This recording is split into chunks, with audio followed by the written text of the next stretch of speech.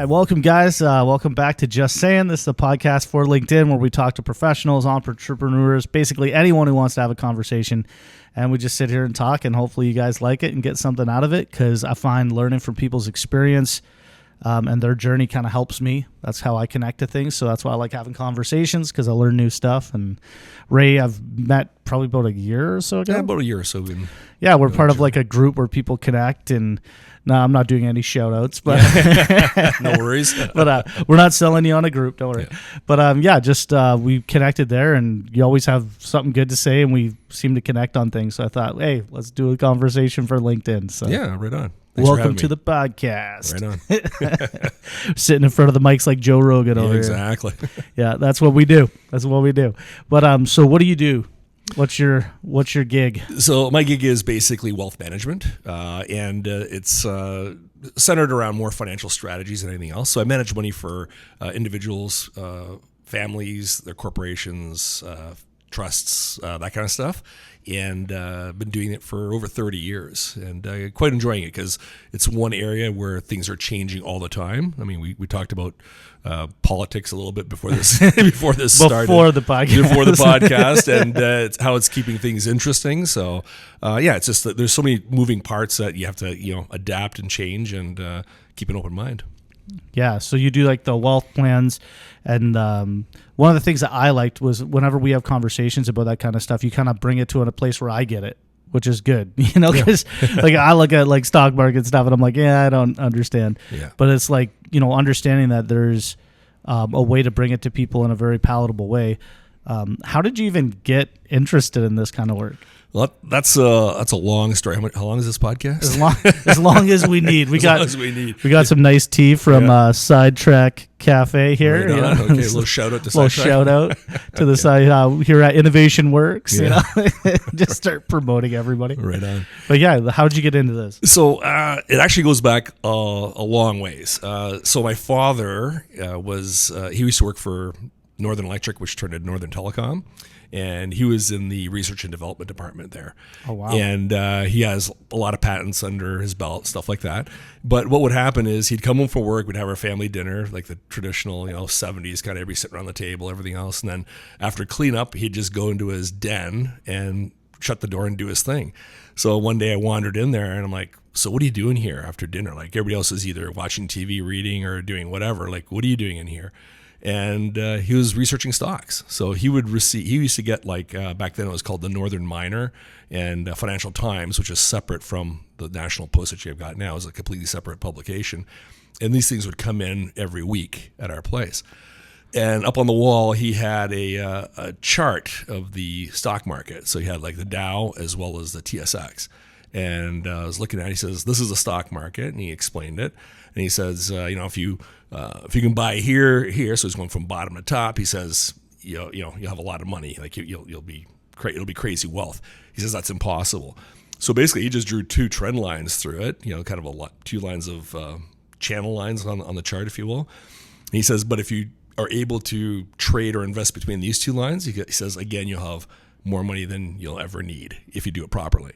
And I was hooked. And I remember my first, because I always got Christmas gifts, cash, and birthday gifts, things like that. I remember my first stock that we bought was Carling O'Keefe Breweries. Oh, there you go. It was really it's always a good investment.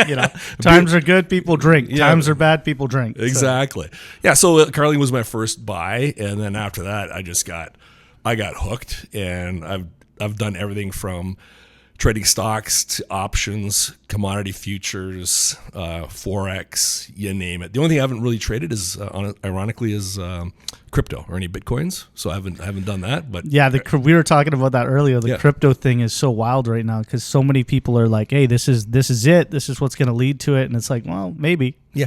Well, and that's the thing, right? Like, so I usually whatever I do for my clients, I've done.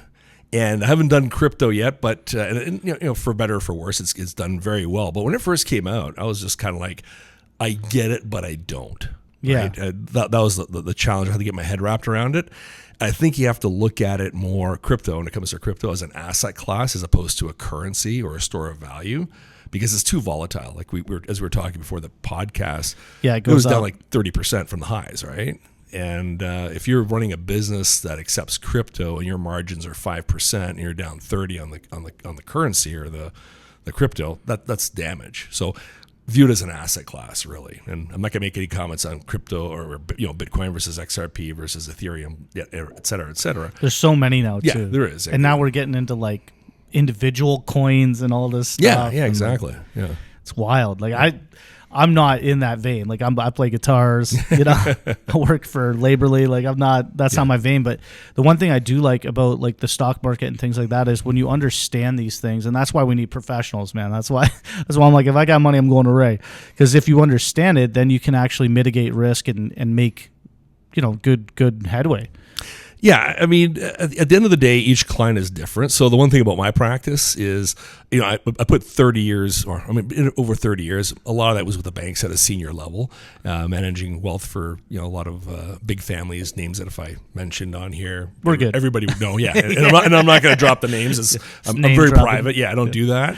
Yeah. But I think the thing is, you cut your teeth there. You learn a lot, and then it comes down to just creating a plan for people. And unfortunately, where the big banks have gotten now is really almost like a cookie cutter type thing. You answer a questionnaire, and they put you into, here, balanced growth fund, whatever, or balanced portfolio, whatever. With my approach, essentially every account is custom. Like every client is different. There'll be overlap between clients because you have to have certain core holdings that we kind of say, here's the market, and then let's go after stuff that you enjoy, like technology or mining or whatever it is. But each client is different, and that's why it works. And people say, well, how can you do that?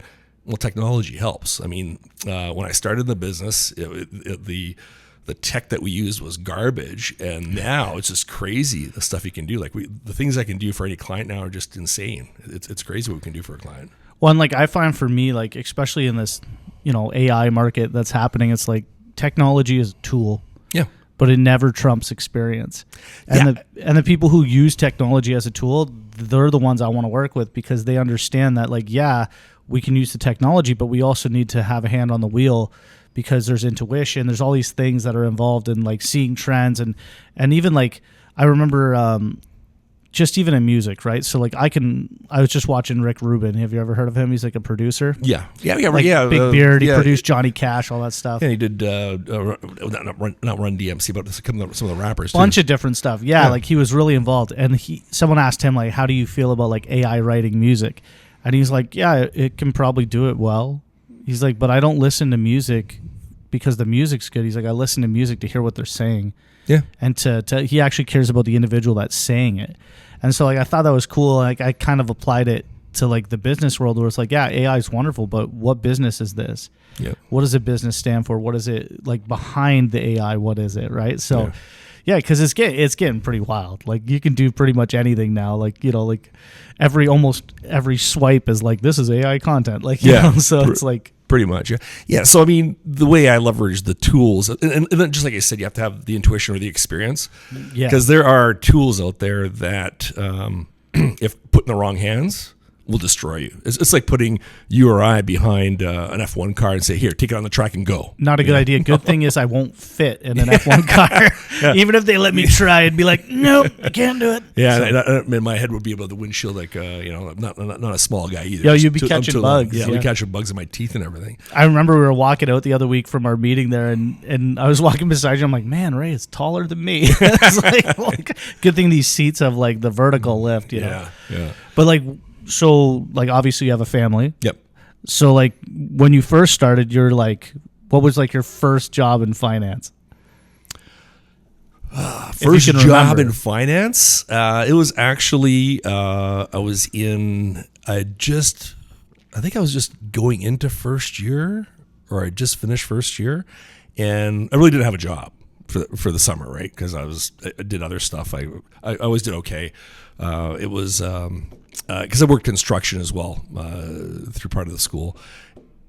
My first real finance job, like I'd have to say probably second year then, because I did work construction for 2 years. It was it wasn't little at the time, but it was called the Investment Center here in London on Warncliffe Road. And out of the blue, I just called up, and I said, hey, you know what, you guys hiring for this summer? And they said, yeah. And it was just like, wow. So this is before internet or, it's still the newspaper. You actually called a human being. I called a human being. I called up. I said, listen, I'm a summer student. What are you guys doing? You need any help? And they said, yeah. So I went in there, and it was really just an admin job, and we were doing a lot of data entry. But it was just one of these things where I already knew the business, so it was just kind of getting experience at some level. So yeah, which is great. So with some of the advisors at the time, I'd talk to them and say, I'd talk about gold futures, oil futures, and they're just like, "What are you doing? What are you doing here?" I'm like, "Well, I'm trading these things on my own, right?" So that was my first my first job, summer job in finance, was with a place called the Investment Center here. That's super cool. Yeah, I like a lot of times when we have conversations, we'll hit these like little like nuggets of truth, right? Whereas like things we pick up, things we learn, things we hear. And so like for me, like that's a value of podcasts, is when you catch those little things. And so like even when you're like, I picked up the phone and called them, I'm like, oh my gosh, for anyone looking for a job, try that.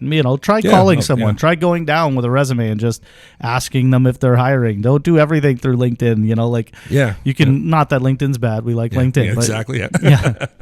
But no, but seriously, it's like, it's those little things matter. And like those pieces of experience, like the guy said, what are you doing here? And you're like, no, I'm being smart. Yeah, I just wanted some experience, and that was it. Then through school, I went, I started in sciences because my dad had a science bent, right? So all through high school, it was always science. It was like math, physics, whatever, everything science related. The only social science course I took would be, not even they'd be arts. It'd be like English, French, that kind of stuff. Everything else was science and math. Did first year at Western, and found out that it's better to be, for me, in social science than science. I mean, there you go. Yeah, my interest was always in the stock market, not becoming a doctor or an engineer or a dentist. As much as my buddies and I wanted to do that, it wasn't really my passion, right? Yeah. Or my interest. Let's put it that way. So I ended up switching to economics and business at Western, and then my first gig out of school was with a firm called Marathon Brokerage. Okay. And again, it was one of these things where I don't know if I think that one I actually mailed in or dropped off. They were downtown here at Fullerton in London, and I dropped off my resume. I got a call back within a couple of days because I'd finished at that time the Canadian Securities course, which is kind of your door in, right? And they said, you've done the CSC? I'm like, yeah. And they said, will you do options? I'm like, yeah, I can do options. Like, let's do I understand options. You want me to write the course? I'll do the course. So I wrote the options exam within, a month of being hired. And that was my first gig in the actual capital markets, but on the brokerage side, if you will. Yeah, it's so crazy when you find those jobs that like out of nowhere you kind of land. So like for me, one time I was working like doing audio video stuff, like pulling wire, installing TVs. We did some really cool stuff. But I ended up talking to this owner of this, like he had like this like kind of like butcher shop, grocery store thing. He had a few of them. And just from a conversation, like he was like, you know what? Like, why don't you come do our marketing? And I was just like, what? So then I like ended up doing their marketing and saw a huge increase. We went from like 4,000 people on Facebook to 20,000 in a year. Wow. We did some like organic giveaways and stuff that reached like 80,000 people. Like it was a bit of a powerhouse. It was really cool. That's huge. Yeah, it was. It was a really cool experience and very simple too, right? Like the 80,000 one, we gave away 3 turkeys for Thanksgiving.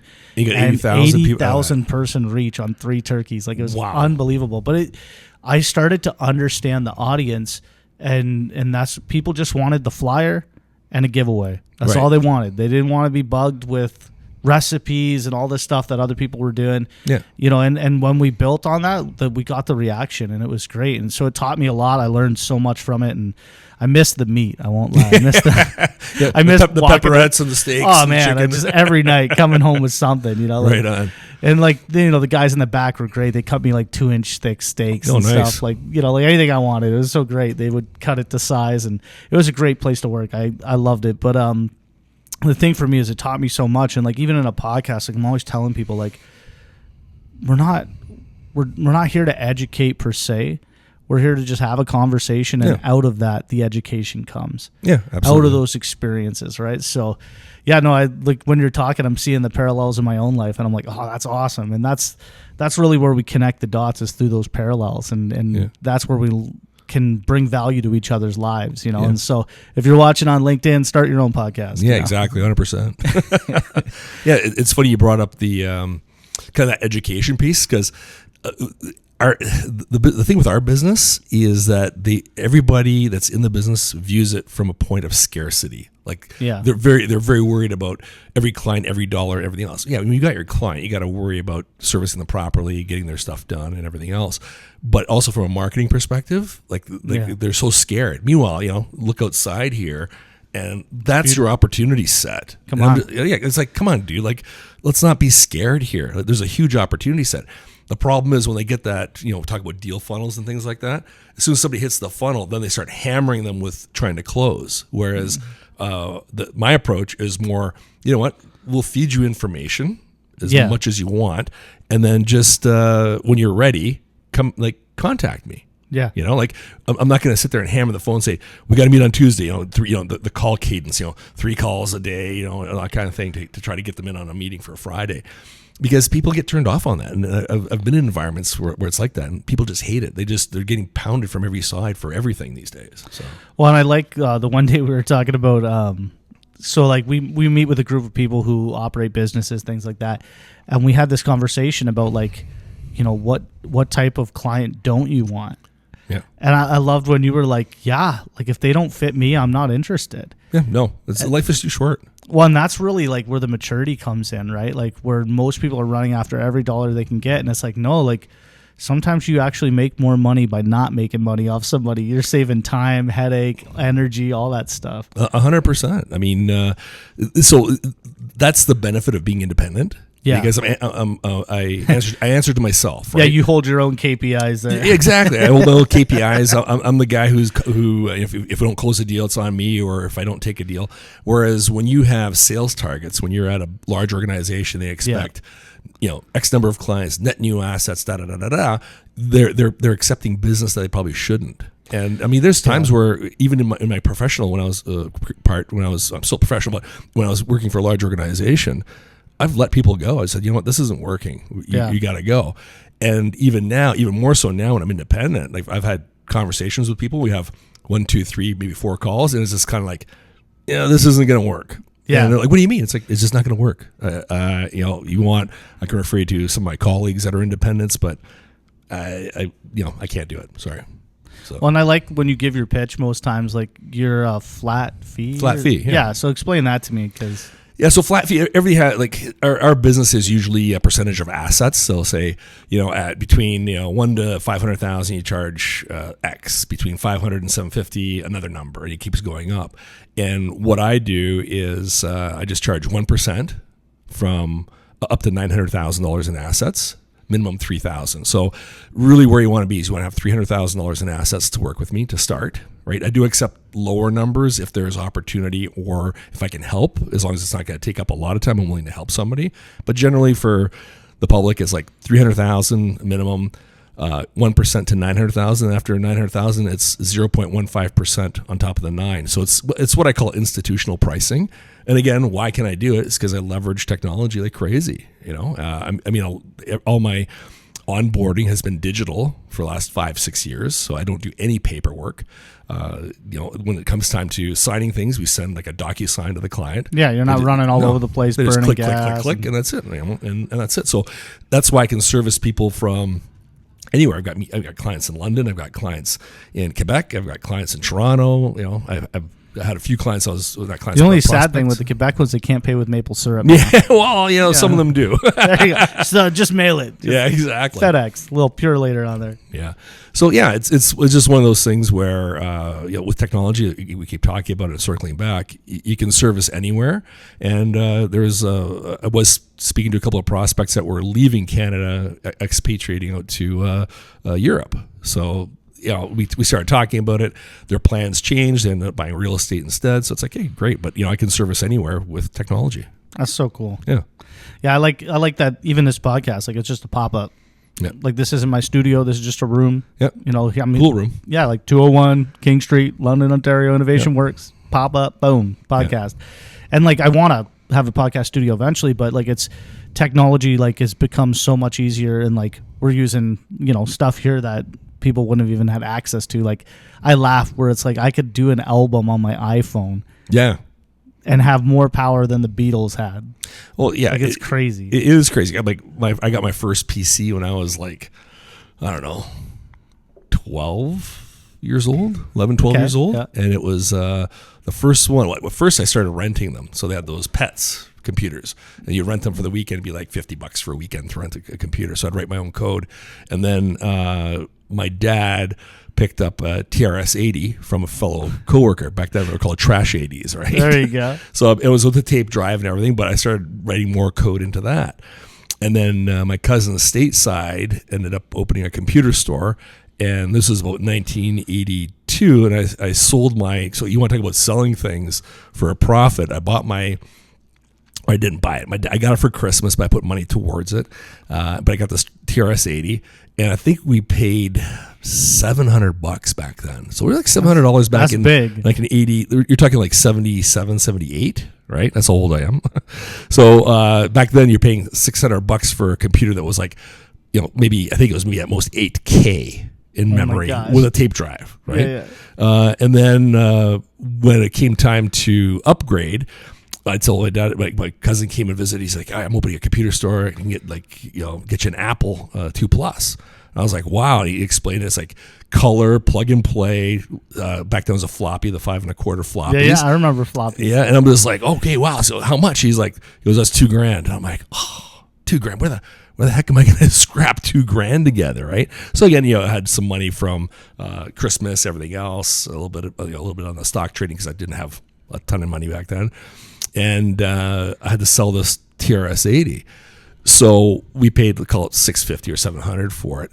I sold it for about $1,000. Whoa. And all I did was I wrote a program. I had the program, and I wrote, I had the computer. I wrote a couple of programs. One was a mortgage amortization calculator. What? Yeah. So I wrote that. Put it in, then I programmed a couple of games. They weren't graphics, or they're just like the old block, kind of games. So like driving your car between two blocks or whatever it is. We sold that for I think it was about $1,000. I put some money into it, and my dad picked up the difference. And I had an Apple II Plus for a long time. Like that was my computer for about 4 or 5 years. Apples are crazy that way. Yeah. And I know there's people that are PC people. I'm sorry, but like I have a 2018 MacBook that I still record music on. Yeah.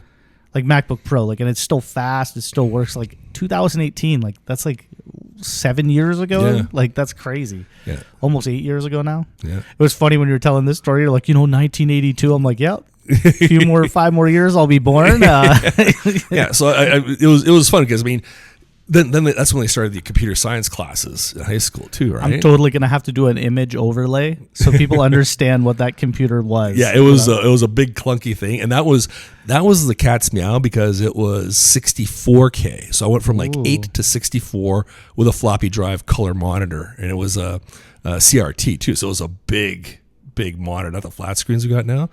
And the funny part was when you go into they started teaching computer science at high school. I just sat through the classes, it's like, whatever. And then when the assignments came up, just hammered them out, and that was it. So it was a lot of fun, just because you're so ahead of the curve in so many ways. You didn't stick into programming. No, I didn't, but my cousin did. So my cousin and I, we kind of got into it together around the same time. And I did a little bit of extra programming later on. I did a little bit of Visual Basic, right? But the thing is, I know how to read code, so as long as it's not spaghetti, like junk code, I can get through it, right? It might take me a bit of time, but I can start looking through it. It's just like, I never did any HTML, but I'll have to message Vic and be like, we got to hire Ray. We got to get him on board. Right. He's a coder. Yeah, no, I can't. I'm not doing that. Yeah. So, but yeah, it was cool. So I was a little bit of a computer geek nerd, whatever, for a while. Great. But it helps because there's a lot of stuff. I wrote my own software for ranking stocks as well, right? So I didn't write it, but I actually wrote the algo for it, and I had somebody else do the work because I didn't have time to actually do it. It was with a SQL backend, and they had some challenges. They're like, I can't get this one part to work because I had it in a spreadsheet, and that was just a gong show because it was it's corruptible, right? So I said I need to get this into SQL backend. They started writing the code. He says, I can't get the same results that you're getting on your spreadsheet. So I said, send me the code. Right? I says, send me the code. I'll take a look at it. So he sends me the code. I start going through and I'm like, okay, here's the error. Right? So I actually found the error in the code that he wrote. Oh. And he says, are you sure? I said, yeah, just let's humor me. Put this correction in and let's see what happens. And it worked. That's crazy. Yeah. So I'm losing it more now because I'm not in it. But and it's so different now than it was back then. Yeah. I mean, now, geez, you can just go into ChatGPT and say, give me code for whatever, and it spits it out. Then you have to possibly debug it. Yeah, I'm thinking you might get a little spaghetti on that one. Yeah, a little bit of spaghetti. little pasta, a little Italian. Yeah. So. Yeah, that's awesome, man. Yeah. Yeah. So a little bit of a computer geek as well. But, I mean, that's why I leverage technology as much as I can. I should be leveraging it more, but I do. It makes my job easier, right? So, like, if anybody watching wants to invest, wants to get their pension stuff figured out, how do they get a hold of you? So I've got a website. Actually, it's called Pensionize Me. So it's kind of tilted towards let's get you a pension-like income. Because if you look at the statistics, Canadians, if they had the chance to pay into a pension plan that would guarantee them a pension, which is called defined benefits, which means if you're in a bigger corporation, you might have a what they call a DB plan, defined benefits, where they'll say you put in so much time, you earn so much money. When you get out, you're going to get whatever X number of dollars. It's not going to go up or down. It's like here it is, plus geared for inflation. So Pensionize Me is along that same line. We want to create a pension-like investment for you. We use RSPs. We use, depending on income levels, we use a personal pension plan for some clients. We use an individual pension plan. It all depends. Like there's the toolbox I have as an independent. It's big. Yeah. It's big. It's like going into an F1, a Ferrari, like a Formula One garage. Oh, nice. Because I've got anything I want to use. It's whether or not you need it. So I'm not going to get you that supercharged, I'm not going to use this tool if it's not necessary in your case, situation. Yeah. But if it's needed, I've got it, right? So the website is pensionizeme.com. Okay. Yep. And we've got calculators on there so you can calculate your fees against my fees. Okay. My fees are listed there. They're fully transparent. We've also got RSP calculators. So if you've got an RSP, what you want to earn on it, your retirement date, it'll give you an estimate as to what you might have at retirement. Awesome. And then we have a RIF calculator too, where you type in, okay, I'm converting to RIF at this age. This is how much money I've got. This is the return I'm getting. How long will it last? So these are free calculators we have, and then a bunch of free content just to get people. Where are you posting your content right now? It's right so far. It's only on my website. So it's your kind of traditional website. So I've got like I don't call it knowledge bureau, but it's kind of like frequently asked questions. So it'll be like the basic things about RSPs, TFSAs. RIFs, do you have like TikTok or Instagram? I'm on TikTok. There we go. I haven't gone there yet, but I think this summer I got to, because I make a lot of comments in there, especially around finance, right? Yeah. Make a lot of comments. I'm getting some followers, and they gave me the green flag in the summertime that I can now go TikTok live. Yeah. So I'm preparing for that. I just got to get the content, and I have to get into a cadence for content, on TikTok. Yeah. No, and that's a key. Like that's why this is just random for LinkedIn. Yeah. But like the last episode was super cool. This one's been great. This is a very good, and I think a lot of people are gonna find information they're looking for in it. That's why I'm like, you need Ray's website, because don't contact me about finances. Right. I could take your money, but I can't make it more money. So. But yeah, that's awesome. Thanks for coming out, man. Well, thanks for having me. All right, Cheers.